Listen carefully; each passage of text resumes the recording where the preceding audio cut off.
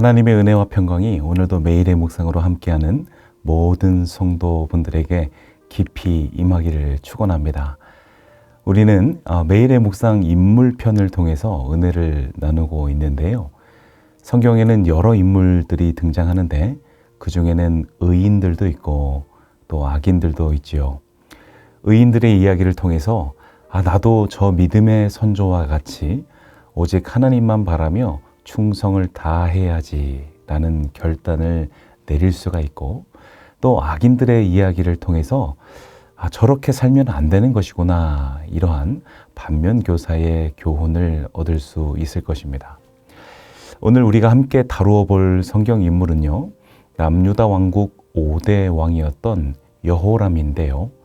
이 시간 저와 여러분이 함께 봉독할 성경 본문은 역대하 21장 18절부터 20절까지의 말씀입니다. 이 모든 일 후에 여호와께서 여호람을 치사 능히 고치지 못할 병이 그 창자에 들게 하셨으므로 여러 날 후 2년 만에 그의 창자가 그 병으로 말미암아 빠져나오매 그가 그 심한 병으로 죽으니 백성이 그들의 조상들에게 분향하던 것 같이 그에게 분향하지 아니하였으며, 여호람이 32세에 즉위하고 예루살렘에서 8년 동안 다스리다가 아끼는 자 없이 세상을 떠났으며, 무리가 그를 다윗성에 장사하였으나 열왕의 묘실에는 두지 아니하였더라.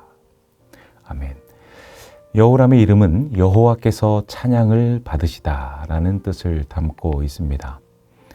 그는 30세 때에 아버지였던 여호사밧의 뒤를 이어 유다 왕국의 5대 왕으로 등극하게 되었는데, 역대하 21장 4절은 여호람이 왕위에 등극하자마자 그가 어떠한 패륜을 저질렀는지 자세히 기록하고 있습니다.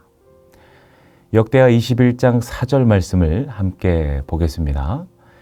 여호람이 그의 아버지의 왕국을 다스리게 되어 세력을 얻은 후에 그의 모든 아우들과 이스라엘 방백들 중 몇 사람을 칼로 죽였더라.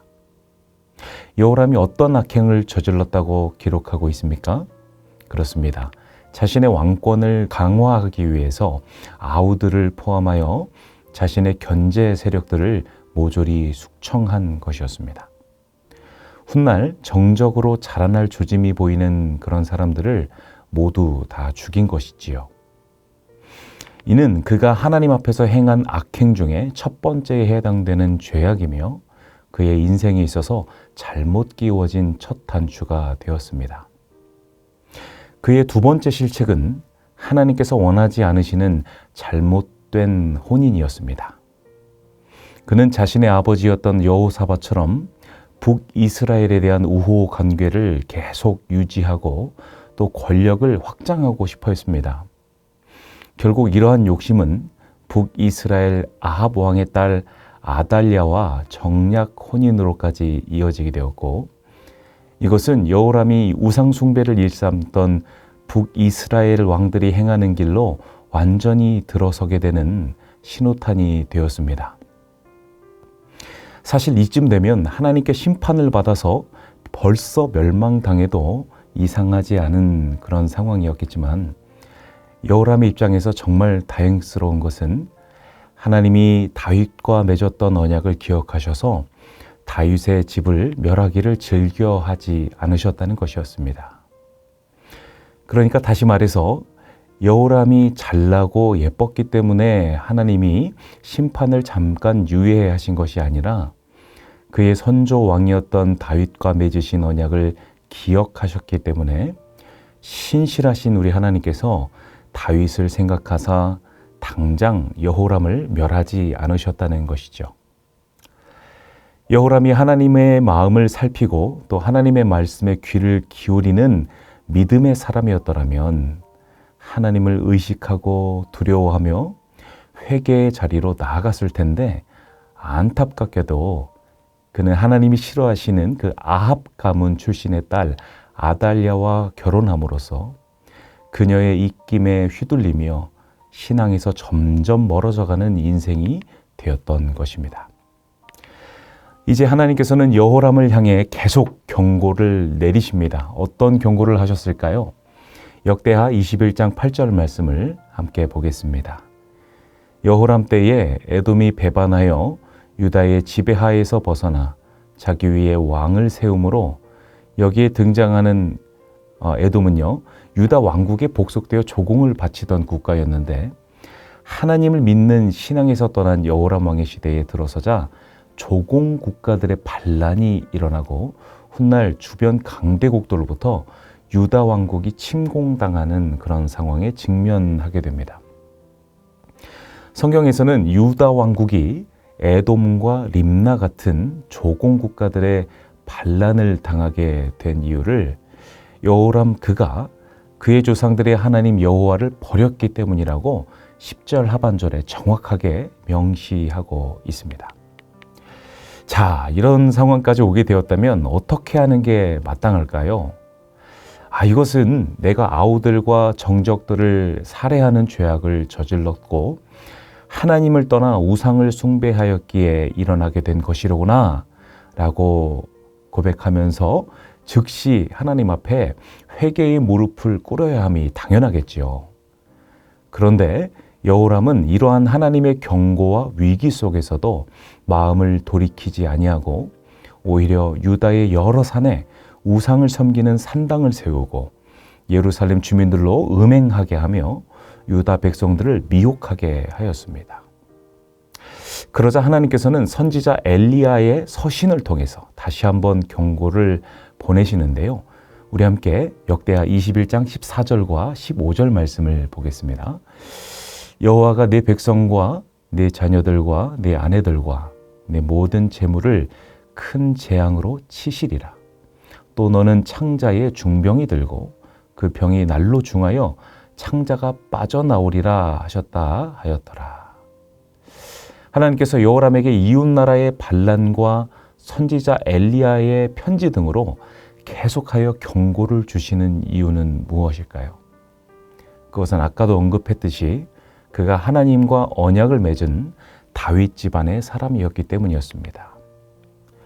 하나님 말씀을 대언하는 엘리야 선지자의 편지 안에는 무시할 수 없는 매우 강력한 심판 경고의 내용이 담겨 있었습니다. 여호람, 네가 너의 아비 여호사밧과 선왕 아사의 길로 다시 돌아오지 않는다면 너의 백성들과 네 자녀들과 너의 모든 재물을 큰 재앙으로 치고 또 너의 육체를 쳐서 창자가 다 빠져나와 죽게 만들 것이다. 계속되는 하나님의 이 심판 경고에도 불구하고 여호람은 끝내 돌이키지 않았습니다. 하나님께서 친히 자신의 선지자를 보내시어 다시 돌아올 수 있는 은혜의 길을 열어주셨음에도 불구하고 그는 아합이 걸어갔던 그 죄악의 길로 계속 나아갔던 것이죠. 결국 하나님의 심판이 그에게 도래했습니다.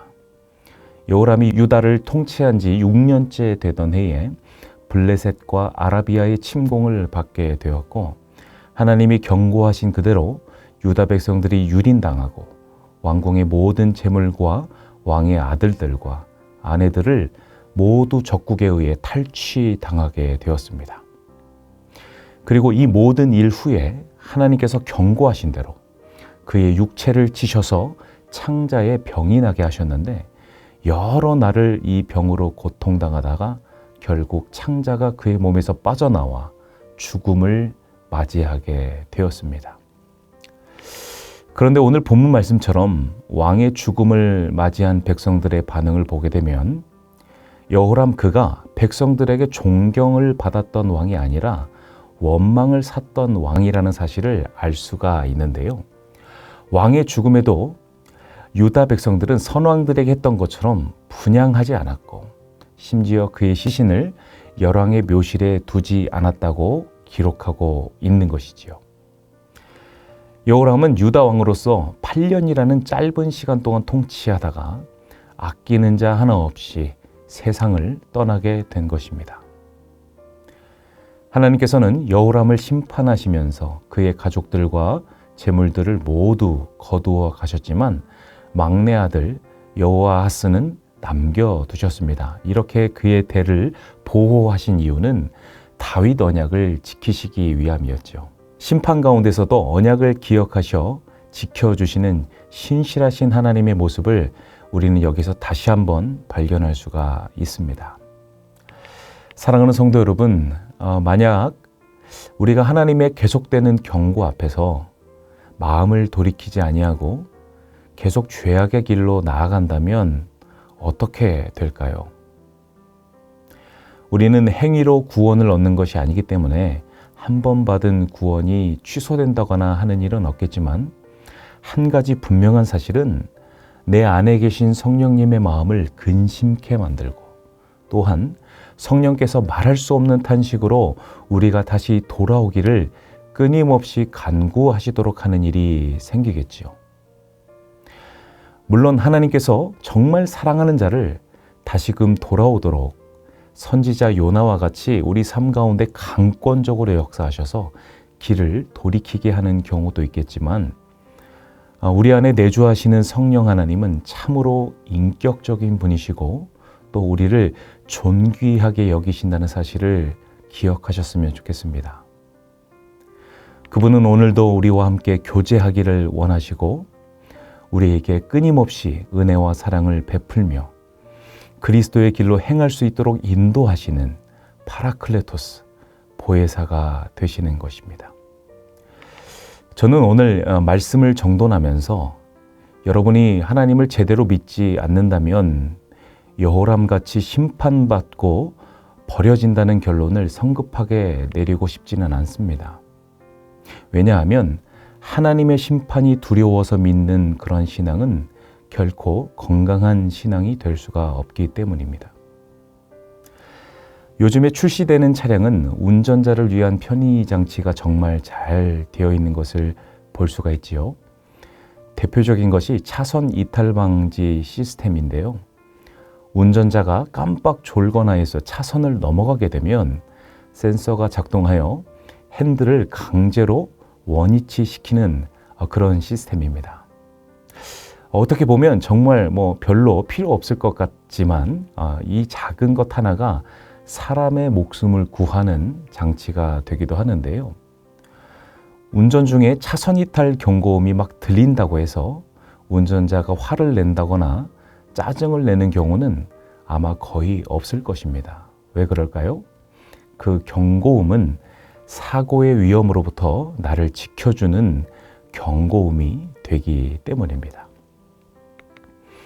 믿음의 인생 가운데 만약 내가 하나님이 원하시는 그 경로에서 이탈하게 되어 하나님의 경고음이 들리게 되고 또한 그런 경고의 사인이 느껴진다면 우리는 한 가지 사실을 분명히 기억해야 할 줄 믿습니다. 아직 하나님은 나를 사랑하고 계시고 나에게 관심을 여전히 두고 계시며 나를 집중하고 계시는구나. 하나님의 경고는 나를 싫어하고 미워해서 주시는 것이 아니라 나를 철저히 사랑하셔서 나를 지키시고 죄의 길목에서 나를 보호하시기 위함이라는 사실을 다시 한번 기억하면서 주님을 향한 그 사랑을 우리 마음에 세우고 여호와께로 다시 돌아갈 수 있는 저와 여러분이 다 될 수 있기를 소망합니다.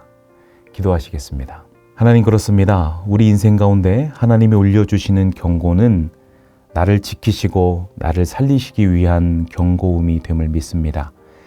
하나님의 경고 메시지가 내 인생에 뜨게 될 때 죄악의 길목에서 돌이켜 하나님이 원하시는 의의 길로 즉시 돌아올 수 있는 그런 인생이 되기를 원하오니 우리 안에 내주하시는 성령 하나님의 인도하심을 따라 온전히 순종할 수 있는 믿음을 오늘도 허락하여 주시옵소서. 감사드리며 예수님 이름으로 기도드리옵나이다. 아멘.